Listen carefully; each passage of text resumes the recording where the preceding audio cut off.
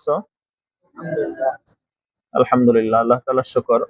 দেখো একটা কথা বলি, হাদিসে আছে আল্লাহ রাসূল সাল্লাল্লাহু আলাইহি ওয়াসাল্লাম ইরশাদ করছেন,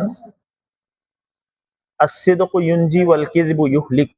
বলো, এটা হাদিস। আস-সিদকু ইউনজি ওয়াল কিযবু ইউহলিক। সত্য মানুষকে কি করে? বাঁচায়া দেয়। বলো, সত্য মানুষকে কি করে দেয়? আর মিথ্যা মানুষকে কি করে দেয়? ধ্বংস করে দেয়। আস-সিদকু বিররুন, সত্য এটা নেক কাজ। ওয়াল বিররু ইয়াহদি ইলাল জান্নাহ, আর সত্য মানুষকে, নেক কাজ মানুষকে কোন দিকে নিয়ে যায়?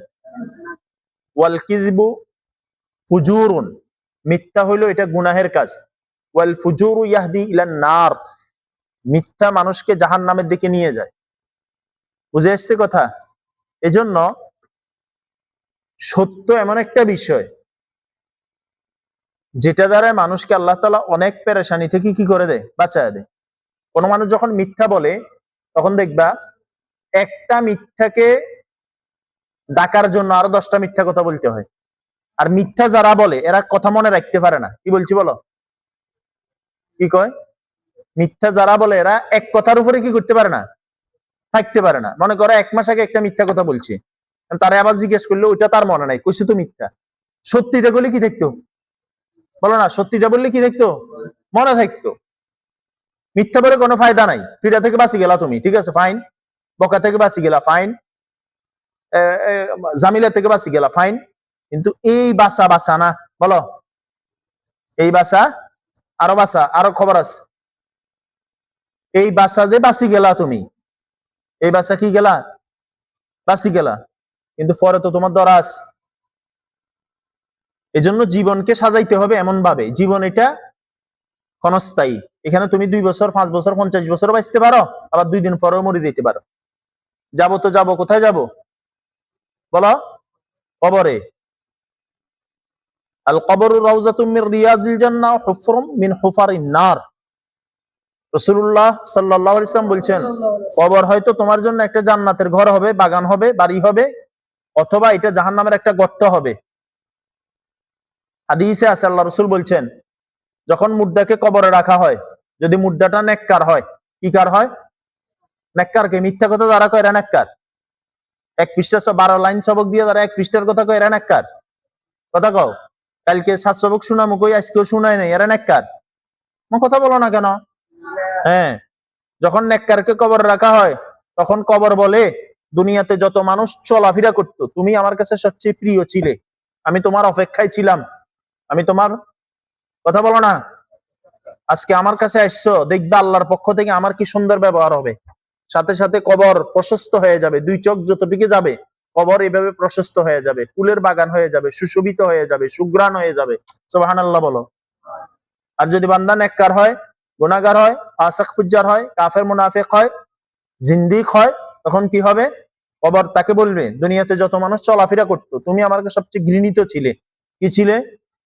আজকে আমার কাছে আসছো, দেখবে আল্লাহর পক্ষ থেকে তোমার জন্য কি কি আযাবের ব্যবস্থা আছে। এই জন্য হাদিসে আছে, প্রতিদিন কবর মানুষকে ডাক দিয়া বলে, আনা বাইতুল গুরবা, আনা বাইতুল ওয়াহদা, আনা বাইতুল আকরাব, আনা বাইতুল জুলমা। আমি অন্ধকার ঘর, আমি সাপ বিচ্ছুর ঘর, আমি একাকিত্বের ঘর, আমি আলোবিহীন ঘর, আমি লাইটবিহীন ঘর, আমি বিছানাবিহীন ঘর, আমি বেডিং বিহীন ঘর, আমি খাবারবিহীন ঘর, আমি অন্ধকার ঘর। বাকি মনে রাখিও, আমার ঘরে আসার আগে আগে কি করবা? আমার সামান জোগাড় করে, কথা বলো, আসবা। এটা মনে হয় আর কি আমরা মুর্দাকে কবরে ঢুকিয়ে দিছি না, মুর্দাকে হয়তো জান্নাতে দিয়ে দিছি, না হলে কোথায় দিয়ে দিছি? আর এক হাদিসে আছে, যখন মুর্দা নেককার হয়, বলো কি বলছি বলো না। আমার কথা আমি যখন শুরু করি, কথা যেদিকে যায় ওদিকে আমি বলতে থাকি, কারণ কথা আসে আল্লাহর পক্ষ থেকে। মুর্দা যখন নেককার হয়, মুর্দাকে তখন কাঁদে নেয়, কাঁদে। হাদিসে আছে, মুর্দা নেককার হওয়ার সাথে সাথে মুর্দায় যারা কাঁদে নেয় এদেরকে চিল্লে চিল্লে বলে, এই দেরি করতেছো কেন, তাড়াতাড়ি নিয়ে যাও, তাড়াতাড়ি নিয়ে যাও। কেন? আমারে কবরে রাখার সাথে সাথে তো আমার জন্য জান্নাতের ব্যবস্থা হয়ে গেছে। সুবহানাল্লাহ। আর মুর্দা যদি বদকার হয়, গুনাহগার হয়, তখন মুর্দা যখন কবরের দিকে নিতে থাকে, মুর্দা চিৎকার করে করে যারা নেয় তাদেরকে চিৎকার করে বলে, আমাকে কোথায় নিচ্ছ? আমার তো দেওয়ার সাথে সাথে আমার ধ্বংস অনিবার্য। দেখবা, দেখো আমাদের দেশে পুলিশে যখন আসামি ধরে রিমান্ডে নিয়ে যায়, আসামির চেহারা সুন্দর থাকে না কালো হয়? কথা বলো না কেন? কিছুক্ষণ পরে তার উপর টর্চার শুরু হবে, নির্যাতন শুরু হবে, স্টিম রোলার শুরু হবে। আর যখন কোনো পুরুষ বিয়ে করার জন্য শ্বশুর বাড়ির দিকে যায়, তার চেহারা কি হয়? সুন্দর হয়। বিয়ে কারোর জোর করে করায়?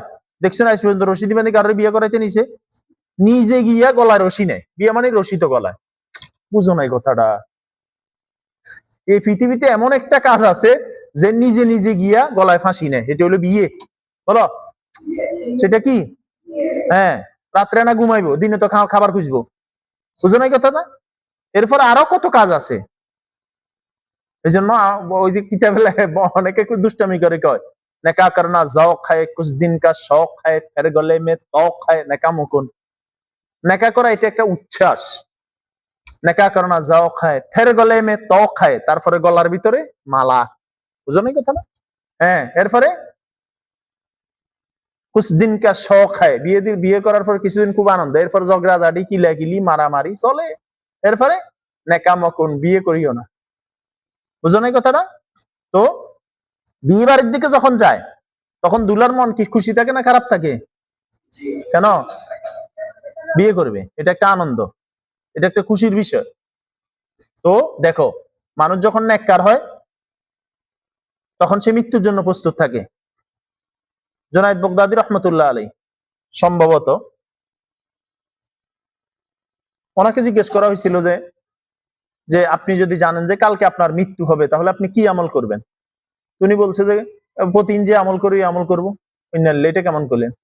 আপনি মারা যাবেন কালকে জানেন, তাহলে আপনি নতুন কোনো আমল করবেন না? কয় না, গত 30 বছর ধরে আমি মৃত্যুর জন্য প্রস্তুত আছি। সুবহানাল্লাহ বলবা না? গত 30 বছর ধরে কিসের জন্য প্রস্তুত আছি? বলো।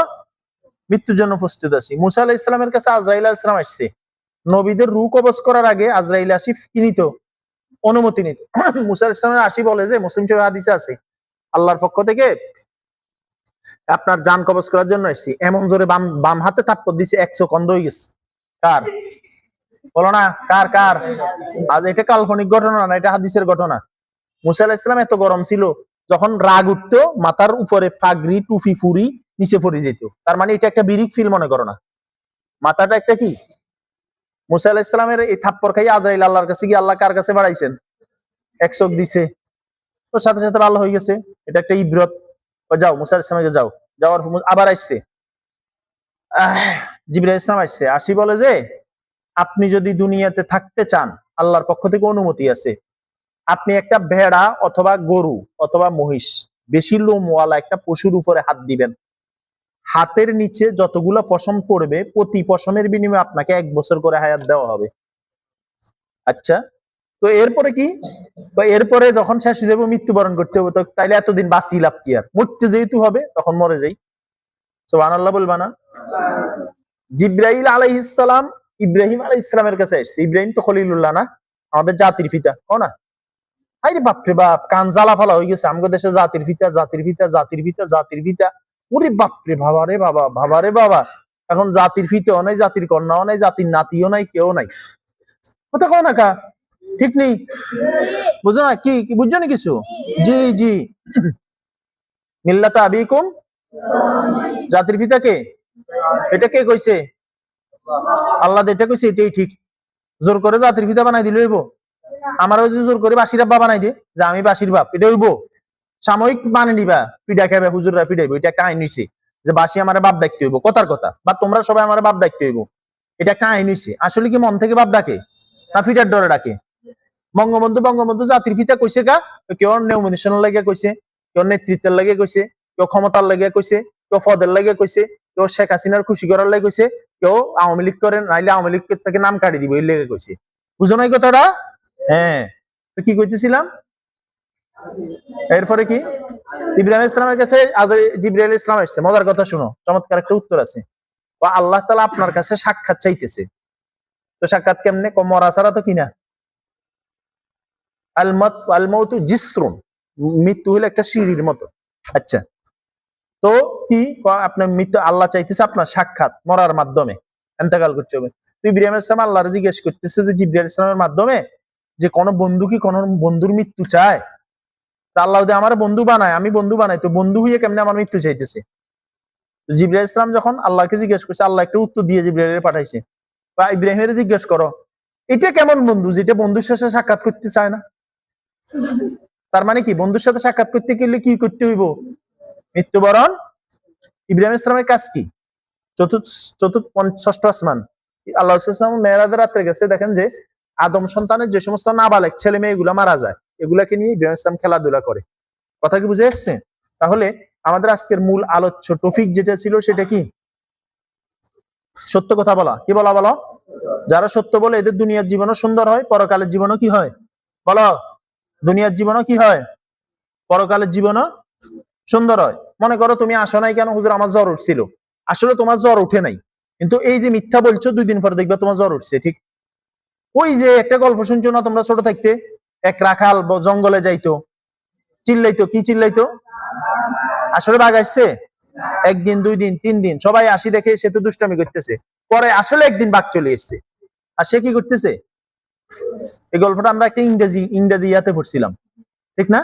হ্যাঁ। আচ্ছা, পরে যেদিন আসলে বাঘ আসছে সবাই মনে করছে এই দুষ্টামি করে, শেষ তক তারা কি খাই ফেলছে। একসময় তুমি মিথ্যা বলতে বলতে সবাই মনে করবে তুমি মিথ্যাই করতেছো, আসলে সত্যগুলো আর বিশ্বাস করবে না। এক সোরারে ফিরাইতেছে, সোরে কইছে তোর চুরি করছিস না? করি নাই ফিরাইতেছে। এরপরে ফিরার ডরে সে কি করতেছে? আমি চুরি করছি, এবার তার ফিরা বন্ধ করেছে। তো সোরে বলতেছে যে আমি এতক্ষণ সত্য বলছি, আসলে আমি চুরি করি না, যদিও আমি চোর, এই চুরিটা আমি। কথা বলো না।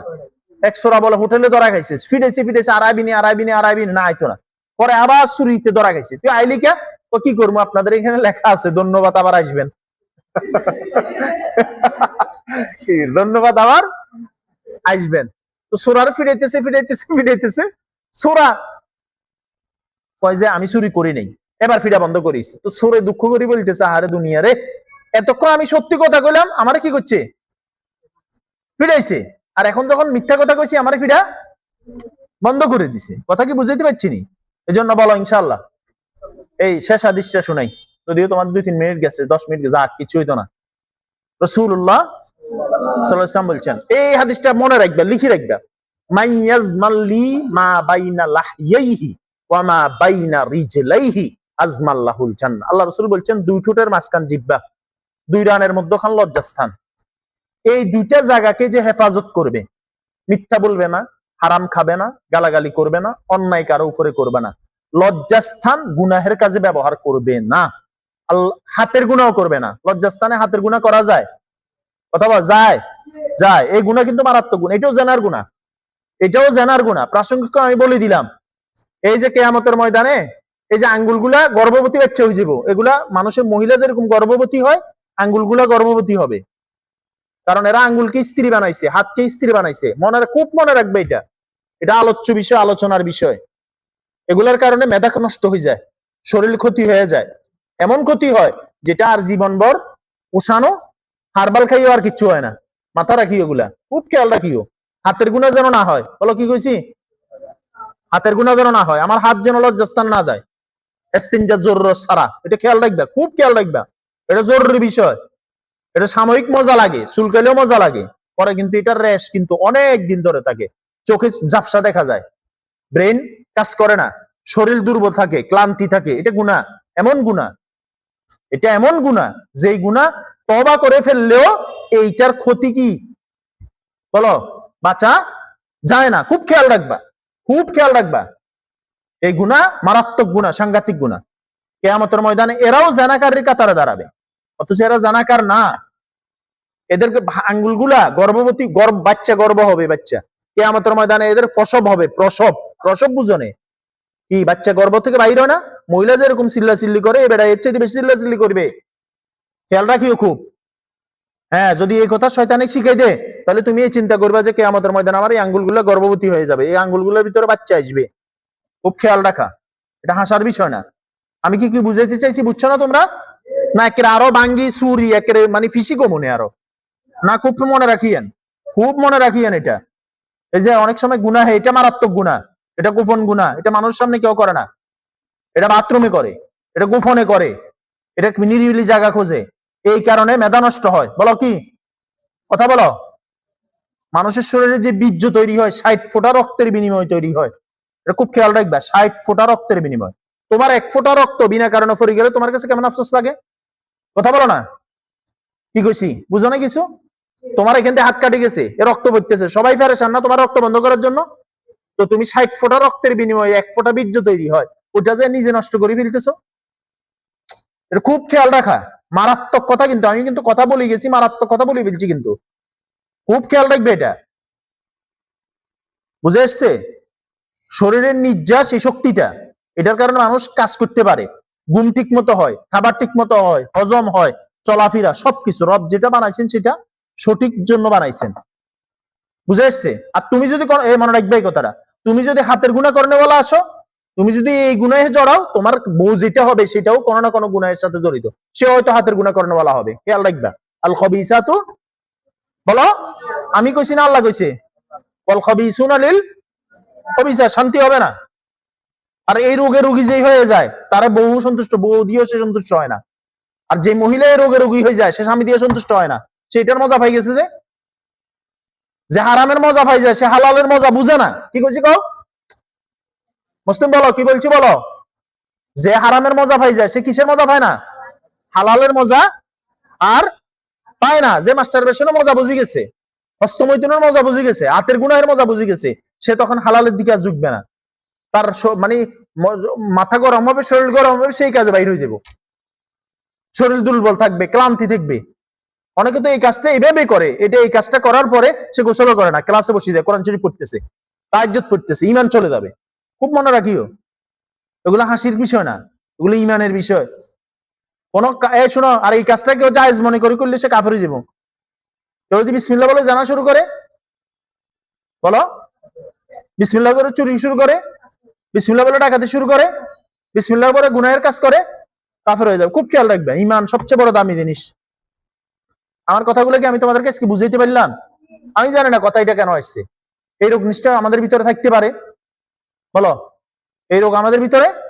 খুব সতর্ক হয়ে যাবে, খুব সতর্ক হয়ে যাবে, খুব সতর্ক হইবা। এই রোগ মারাত্মক রোগ। কোন ছেলে তোমার ভালো লাগে, ওই ছেলের দিকে তুমি তাকাইবে না। কি কইছি কও? কোন ছেলে তোমার কাছে ভালো লাগে, এটা রোগ। কও কথা কও। কোন ছেলে, সুন্দর একটা ছেলে, ছোট্ট একটা ছেলে, ওর তোমার ভালো লাগে, ওর জড়াই দিতে মন চায়, চুমু দিতে মন চায়, ওর গা ঘিঁচতে মন চায়, এটা মনে করবা তোমার রোগ। ওর থেকে 100 হাত দূরে থাকবে, 100 হাত দূরে। এই কথা বুঝতেছ? কত হাত দূরে থাকবা? 100 হাত। আল্লাহ হেফাজত করুক। মানুষ জানাহের কারণে, জানাহে গুনার কাজ মারাত্মক, লা তাকরুবু জিনা, আল্লাহ বলছে জানার কাছে যাইও না। জানার কারণে মানুষ এত অপমান লাঞ্ছিত হয় না, এই সমকামিতার কারণে মানুষ যত লাঞ্ছিত আর অপমানিত। আল্লাহ মাফ করুক, কোন একটা মেয়ের সাথে কারো জানা হইছে, ওই মেয়েটাকে তওবার পরে সে বিয়ে করার কি আছে, অনুমতি আছে না নাই? কথা বলো। কিন্তু কোন ছেলের সাথে গুনাহ করলে তার সাথে বিয়ের সুযোগ আছে? কথা বলো। খুব খেয়াল রাখবে, এটা মারাত্মক বিষয়। এই জন্য এখানে তোমার কেউ টাচ করছে, এটা ভালো, মুখে টাচ করছে ভালো, হাতে টাচ করছে ভালো, তোমার রানে টাচ করছে এটা খারাপ, তোমার পিছনে টাচ করছে এটা ভালো না, এটা খারাপ, তোমার জড়াই ধরে চুমু খাইছে এটা ভালো না, ঠাস করে থাপ্পড় লাগাই দিবা। কি কইছি কও? কথা বলো না কেন?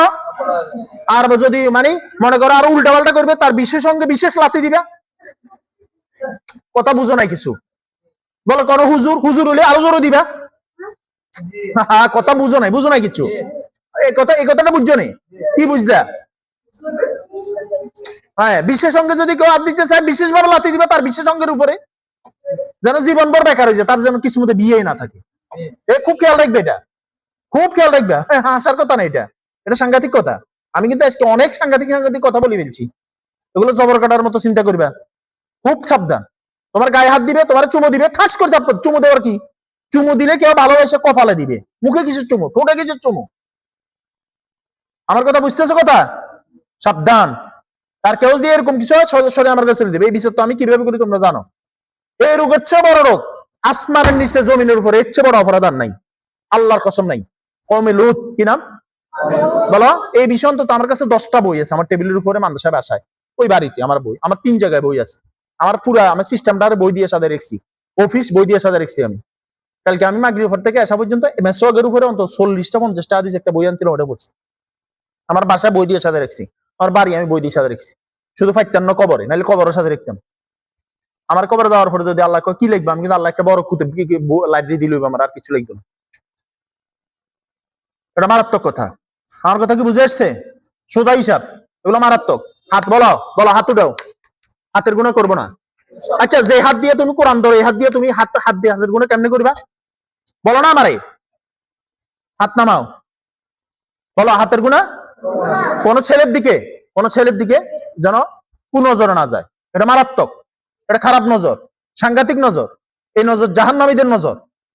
আল্লাহ বুঝার তৌফিক দেন, আল্লাহ জানার তৌফিক দেন, আল্লাহ মানার তৌফিক দেন। আসসালামু আলাইকুম রহমতুল্লাহ।